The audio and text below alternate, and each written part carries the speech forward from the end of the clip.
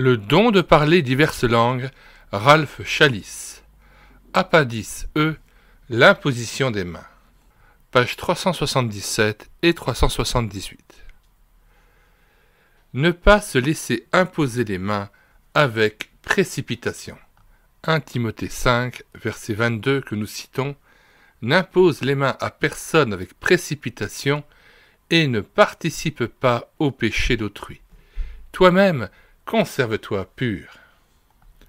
À tous mes frères en Christ, je dis fermement, attention, n'acceptez pas l'imposition des mains de n'importe qui et jamais avec précipitation, jamais sans conviction. Certes, l'imposition des mains est dans certaines circonstances un acte biblique.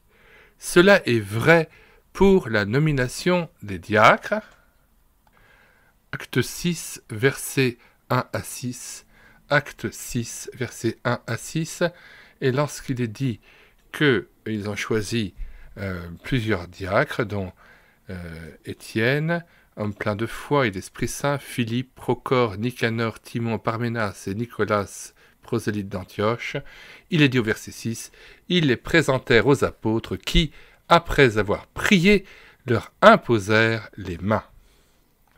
Cela est vrai encore pour l'envoi d'un missionnaire, Acte 13, versets 1 à 13, et notamment au verset 2 et 3. Pendant qu'ils servaient le Seigneur dans leur ministère et qu'ils jeûnaient, le Saint-Esprit dit « Mettez-moi à part Barnabas et Saul pour l'œuvre à laquelle je les ai appelés. » Verset 3. Alors, après avoir jeûné et prié, ils leur imposèrent les mains et les laissèrent partir. Cela est vrai encore pour la nomination des anciens dans les églises. Acte 14, verset 23, ils firent nommer des anciens dans chaque église, et, après avoir prié et jeûné, ils les recommandèrent au Seigneur, en qui ils avaient cru. Notons ici qu'il n'y a pas mention d'imposition des mains, même si Ralph Chalice cite ce passage, je ne vois aucunement la mention du fait de leur imposer les mains. L'imposition des mains est donc aussi un acte biblique, par exemple dans l'appel d'un serviteur de Dieu, par exemple lorsque Paul reconnaît l'appel de Timothée et Moïse celui de Josué. Pour Timothée, il s'agit de 1 Timothée 4, verset 14.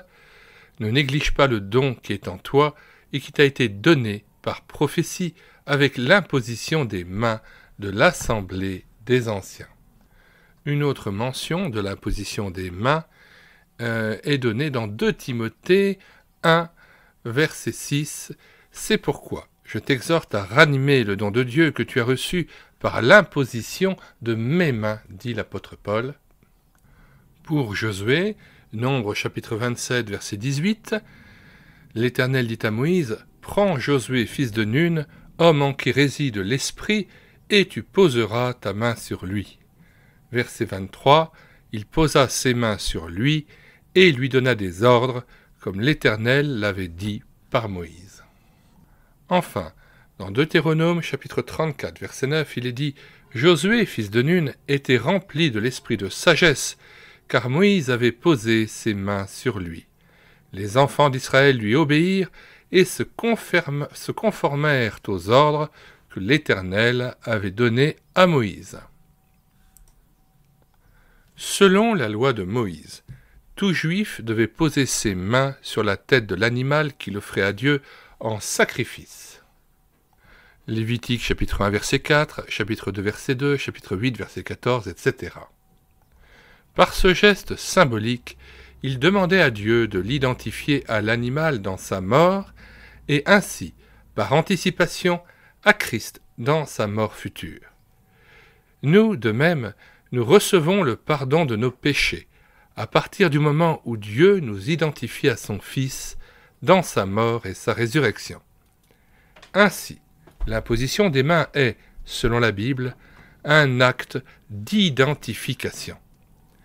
C'est un geste extrêmement solennel qui engage les deux parties à la fois. Il est plus que nécessaire de vérifier quel est l'esprit qui est communiqué par cet acte. Il peut apporter une bénédiction divine. il peut également exposer la personne à l'influence d'un esprit autre que celui de Dieu. Je suis convaincu qu'une action démoniaque peut parfois être transférée d'une personne à l'autre par ce moyen, même quand ce sont des chrétiens mondialement connus qui le pratiquent. Je connais des cas de ce genre. Un ami m'a raconté le cas d'un homme qui a voulu à tout prix imposer les mains à une femme démoniaque dans le but de la guérir. La femme a été délivrée, mais le démon s'en est pris à l'homme qui, par la suite, a été possédé. C'est pourquoi Dieu nous interdit de pratiquer l'imposition des mains à la légère. N'impose les mains à personne avec précipitation et ne participe pas au péché d'autrui. Toi-même, conserve-toi pur. 1 Timothée 5, verset 22. Dieu ne veut pas que nous nous associons à un autre que son Fils.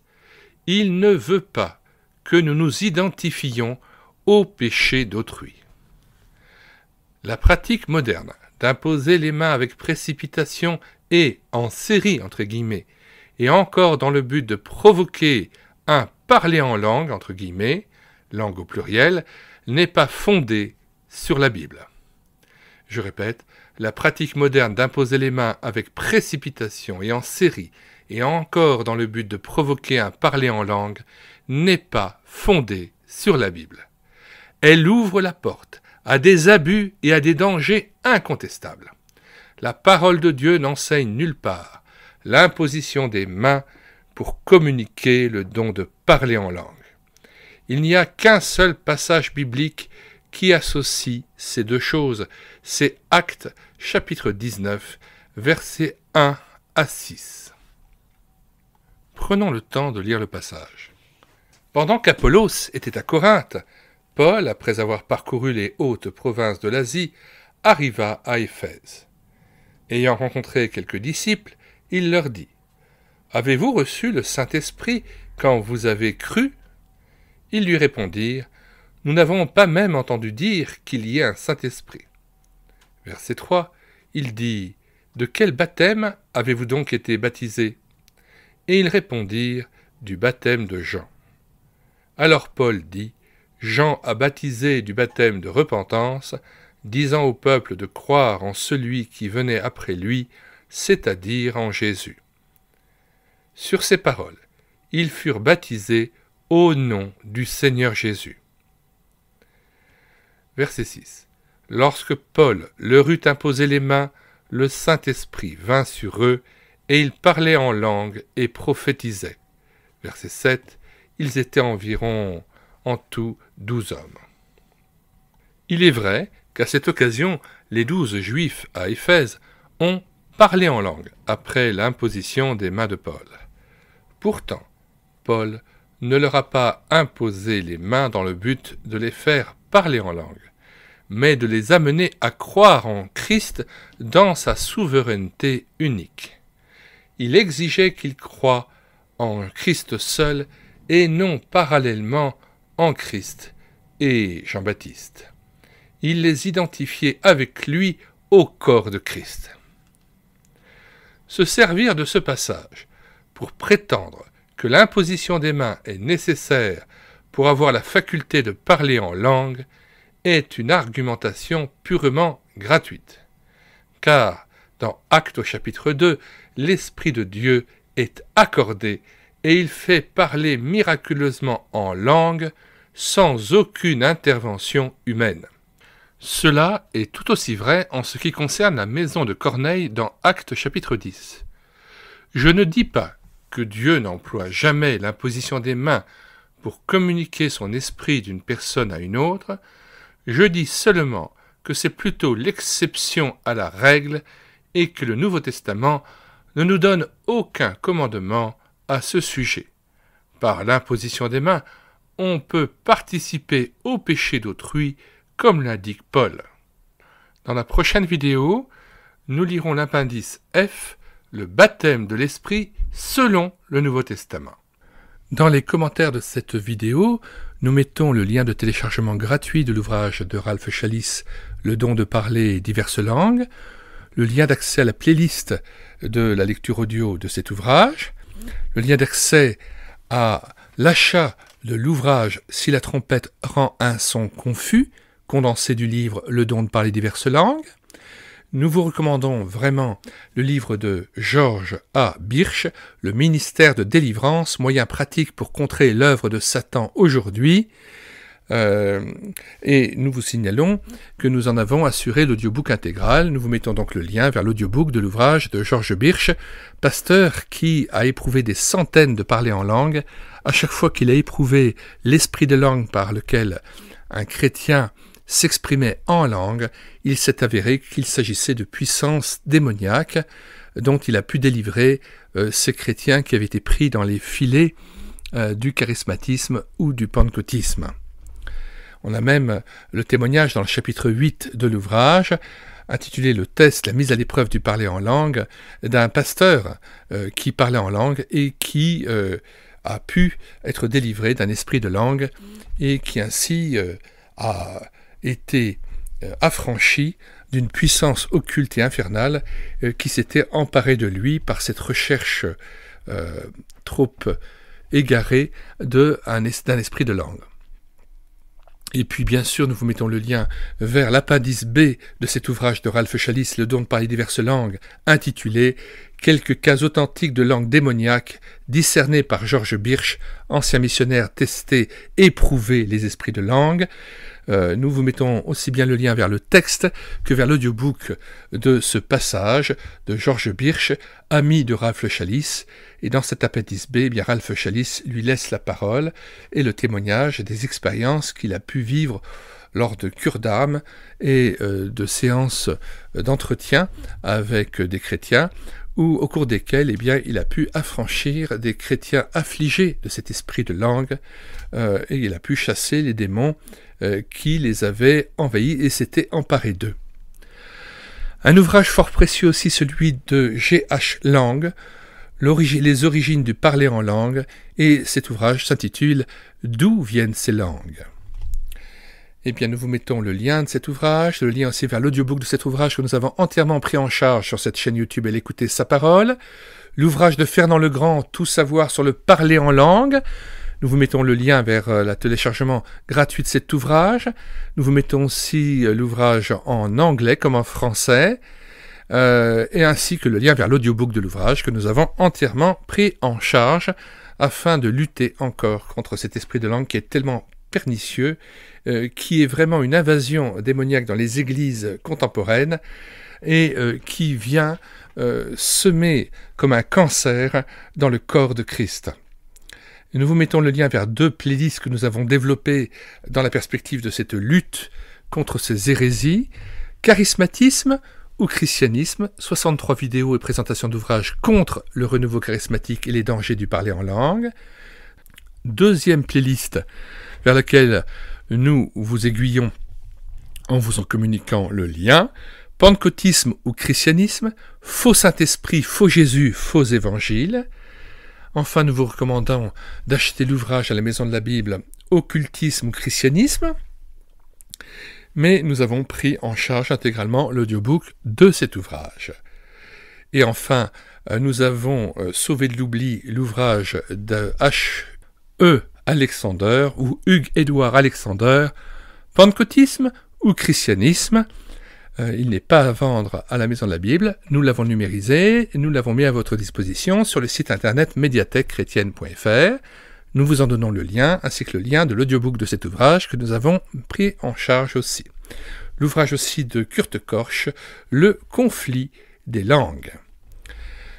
Nous allons lire maintenant donc toute une série de textes vous mettant en garde sur les faux prophètes et les esprits séducteurs qui se présentent sous une apparence apparemment avantageuse. Et nous commençons bien sûr par le passage de 1 Jean 4, versets 1 à 6, l'ordre donné par Dieu, par la bouche de l'apôtre Jean, de tester tout esprit et de ne pas y faire confiance. Tout esprit qui confesse Jésus-Christ venu en chair est de Dieu, tout esprit qui ne confesse pas Jésus-Christ venu en chair n'est pas de Dieu, c'est celui de l'Antéchrist. Et donc je vous ai dit qu'à chaque fois qu'un serviteur de Dieu a testé l'esprit de langue pendant que quelqu'un se mettait à parler en langue, à chaque fois l'esprit a refusé de confesser Jésus-Christ venu en chair. Il faut que la personne se mette à parler en langue, qu'elle soit d'accord d'être testée, et qu'à ce moment-là, le pasteur ou le chrétien interroge l'esprit par lequel la personne parle en langue et lui pose la question « Esprit de parler en langue, confesses-tu Jésus-Christ venu en chair ?» Nous lisons donc ces différents passages qui avertissent dans la Bible des esprits d'égarement et de l'extrême danger de ne plus confesser l'Évangile tel que Paul le prêchait dans 1 Corinthiens 15, versets 1 à 6. « Sinon, disait l'apôtre Paul, eh bien vous auriez cru en vain. » Donc, certains chrétiens ont beau pavoiser en disant « je suis sauvé par la foi, je suis sauvé par la foi, je suis sauvé par la foi », si leur foi repose sur des éléments fautifs, sur des hérésies, eh bien, ce sont des hérésies de perdition qui les entraînent à la perdition, et toute foi qu'ils ont, eh bien, c'est une foi qui les conduit à la perdition, parce que ce n'est pas le vrai évangile qu'ils confessent, et non seulement ils se perdent eux-mêmes, mais ils perdent ceux à qui ils prêchent un faux Jésus, un faux Saint-Esprit et un faux évangile. C'est extrêmement grave. D'autant plus, je le répète, qu'il s'agit d'un esprit antéchrist qui déjà est dans le monde, qui déjà agit très activement dans les églises, et beaucoup de ces esprits se répandent dans les églises qui ne se disent pas ni pentecôtistes ni charismatiques, et j'ai entendu même un pasteur de Paris qui venait du pentecôtisme, qui avait condamné certains excès du pentecôtisme, et qui avait créé une autre église, mais qui ne se disait ni charismatique ni pentecôtiste. Il interdisait le parler en langue dans l'église, mais dans l'entretien individuel, il encourageait chacun des chrétiens à parler en langue dans le privé. Alors je rappelle que le parler en langue dans le privé, c'est encore pire, parce que ça vient en désobéissance totale à ce qui est dit dans la parole de Dieu. S'il y a parler en langue, c'est forcément dans le contrôle de l'Église, et il faut qu'il y ait des interprètes et une traduction. Et il ne s'agit pas d'un parler en langue incompréhensible, d'un charabia obscur, hein. Il s'agit tout simplement d'une langue étrangère qui pourrait permettre aux non-croyants de se convertir, si jamais ils pouvaient à ce moment-là entendre la parole de Dieu. Et la plupart de ceux qui parlent en langue dans le secret ne savent même pas qu'ils sont à ce moment-là animés par un esprit d'en bas. Et je connais un pasteur, c'est pour ça que j'ai dû quitter cette église baptiste, je connais un pasteur qui pendant 40 ans a parlé en langue, et il continue à parler en langue dans le privé, mais il ne sait même pas ce qu'il dit. Et comment peut-on imaginer que l'esprit de Christ puisse être un langage obscur, incompréhensible, alors que dès le début de l'évangile de Jean, il est dit que ta parole est lumière. Logos, ça désigne avant tout un discours structuré. Le parler en langue est vraiment un discours décousu, sans sens, et qui s'oppose complètement à la parole de Dieu. Et quand on voit vraiment ce que les gens disent en fait dans le parler en langue, y compris dans le privé, ce sont des paroles de blasphème, d'opposition à Dieu, d'insulte à Dieu. Et donc il y a des pasteurs qui à la fois parlent en langue dans le privé et s'imaginent louer Dieu, et s'abusent eux-mêmes. Le dimanche, ils louent Dieu, et dans la sphère privée, ils se mettent à l'insulter. Alors je vous conseille vraiment d'écouter la vidéo sur YouTube de Madame Reboul. Les dangers et dérives du renouveau charismatique catholique, véritable infiltration dans l'Église romaine. Michèle Reboul est donc historienne des religions, et notamment du catholicisme. Et c'est une conférence qui dure 1h30. Au bout d'une heure, elle donne ce témoignage étonnant. En plein cours d'une messe, il y a des gens qui se mettent à parler en langue. Et par le plus grand des hasards, il y a des Indonésiens qui sont là et qui entendent curieusement et comprennent le langage dans lequel ces gens qui sont venus parler et prier en langue s'expriment. Seulement, ce qui les étonne, c'est qu'ils s'expriment en langue en blasphémant Dieu, en insultant Dieu, et au lieu de louer Dieu, ce sont des esprits qui s'opposent à lui, ce sont donc des puissances d'en bas. C'est donc une invasion démoniaque qui a déferlé dans l'Église, aussi bien catholique que protestante ou évangélique, et donc c'est pour ça que je mets toute ma force dans la dénonciation de ces esprits de langue qui sont véritablement des esprits qui séduisent, qui font aussi, hélas, des miracles. Ce sont des faux prodiges, Et donc c'est très important que l'Église veille et qu'il y ait des veillants qui puissent avertir les frères et sœurs en Christ de l'extrême danger de l'invasion démoniaque de ces esprits de langue. Pour ceux qui nous rejoindraient en cours d'audiobook, nous mettons dans les commentaires de cette vidéo le lien de téléchargement de cet ouvrage de Ralph Challis, Le don de parler diverses langues, ainsi que le lien vers la playlist de cet audiobook, afin que tout un chacun puisse s'y prendre dans l'ordre pour commencer l'audiobook par le début. Il m'a semblé qu'il était très important de prendre en charge cet ouvrage, aussi bien par une réédition numérique. C'est pourquoi nous l'avons aussi téléversé sur notre site internet médiathèquechrétienne.fr, site que nous avons bâti en synergie avec cette chaîne YouTube et l'Écouter sa parole, afin d'assurer la réédition numérique gratuite des ouvrages chrétiens épuisés et non réédités, et de prendre en charge aussi cet ouvrage sous la forme d'un audiobook, puisque cet ouvrage étant assez long, il est possible que certaines personnes soient rebutées par l'aspect d'une lecture d'un ouvrage de presque 400 pages, mais son impact doctrinal est très important et il permet aussi de pouvoir détourner tout un chacun, tous les chrétiens, du piège du parler en langue tel qu'il est conçu actuellement dans les milieux charismatiques et pentecôtistes. C'est pourquoi nous mettons en plus dans les commentaires de cette vidéo un très grand nombre de liens vers des playlists, notamment la playlist Pentecôtisme ou Christianisme, Charismatisme ou Christianisme, et bien d'autres playlists encore d'ouvrages dont j'ai assuré l'audiobook, ou le lien vers des ouvrages que vous pouvez télécharger et qui traitent notamment de la question du parler en langue.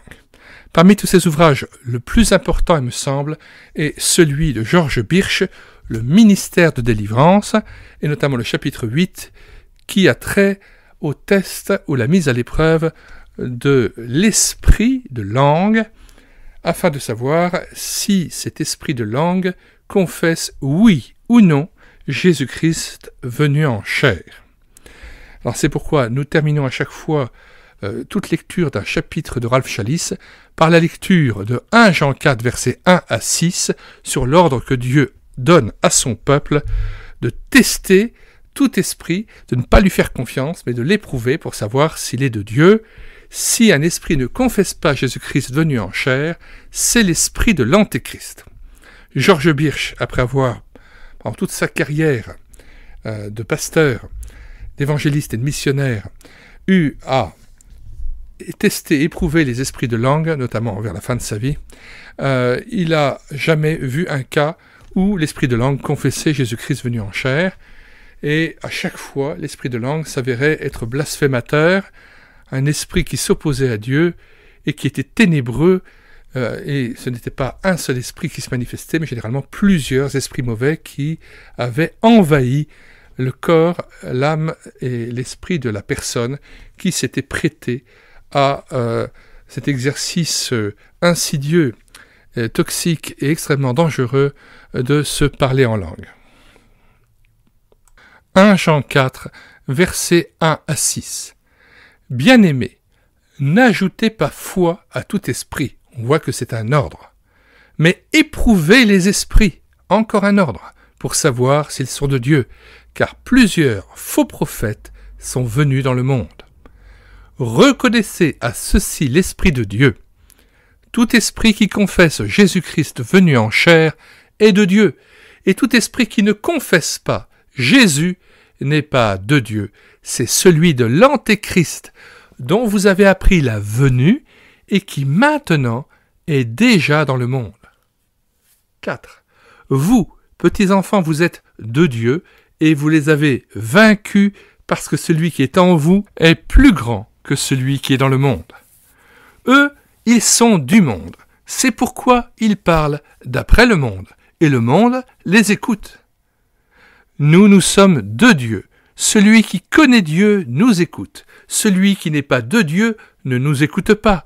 C'est par là que nous connaissons l'esprit de la vérité et l'esprit de l'erreur. Nous lisons d'autres textes très importants, Galates 1, versets 6 à 9 inclus. « Je m'étonne que vous vous détourniez si promptement de celui qui vous a appelé par la grâce de Christ pour passer à un autre évangile. Non pas qu'il y ait un autre évangile, mais il y a des gens qui vous troublent et qui veulent renverser l'évangile de Christ. Mais quand nous-mêmes, quand un ange du ciel annoncerait un autre évangile que celui que nous vous avons prêché, qu'il soit anathème. Nous l'avons dit précédemment, et je le répète à cette heure, si quelqu'un vous annonce un autre évangile que celui que vous avez reçu, qu'il soit anathème. 1 Corinthiens 15, versets 1 à 6. Je vous rappelle, frères, l'évangile que je vous ai annoncé, que vous avez reçu, dans lequel vous avez persévéré, et par lequel vous êtes sauvés, si vous le retenez tel que je vous l'ai annoncé, autrement, vous auriez cru en vain. Je vous ai enseigné avant tout, comme je l'avais aussi reçu, que Christ est mort pour nos péchés, selon les Écritures, qu'il a été enseveli et qu'il est ressuscité le 3e jour, selon les Écritures, et qu'il est apparu à Céphas, puis aux 12. Ensuite, il est apparu à plus de 500 frères à la fois, dont la plupart sont encore vivants et dont quelques-uns sont morts. 2 Corinthiens 11, versets 3 à 4. Toutefois, de même que le serpent séduisit Ève par sa ruse, je crains que vos pensées ne se corrompent et ne se détournent de la simplicité à l'égard de Christ.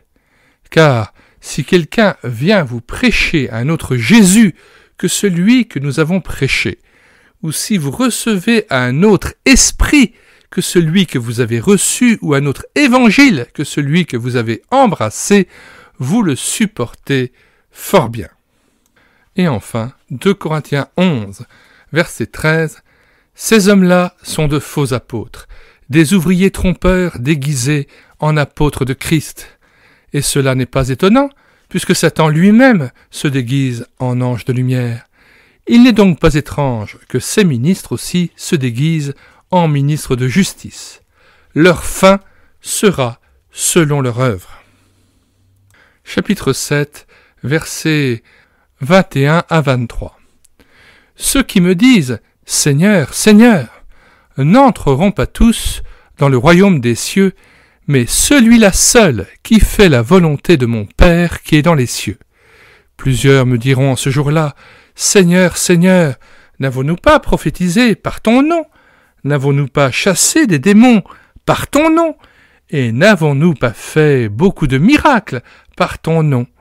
Alors je leur dirai ouvertement, je ne vous ai jamais connu, retirez-vous de moi, vous qui commettez l'iniquité. » Grande est la responsabilité des faux prophètes qui auront égaré par millions des jeunes chrétiens à peine sortis de leur péché et du monde pour les amener à un faux esprit, un faux Jésus, un faux évangile de la prospérité, un évangile charismatique ou pentecôtiste, en leur faisant recevoir non pas l'Esprit Saint, mais un esprit antichrist, un esprit qui s'oppose à Dieu, qui blasphème Dieu, et qui les conduise à mener un culte en secret chez eux, avec à parler en langue qu'ils ne connaissent même pas, qui est ténébreux, qui n'est pas intelligible, et qui est tout à fait le contraire, à l'opposé de la lumière de la parole de Dieu, qui elle est intelligible, compréhensible, claire.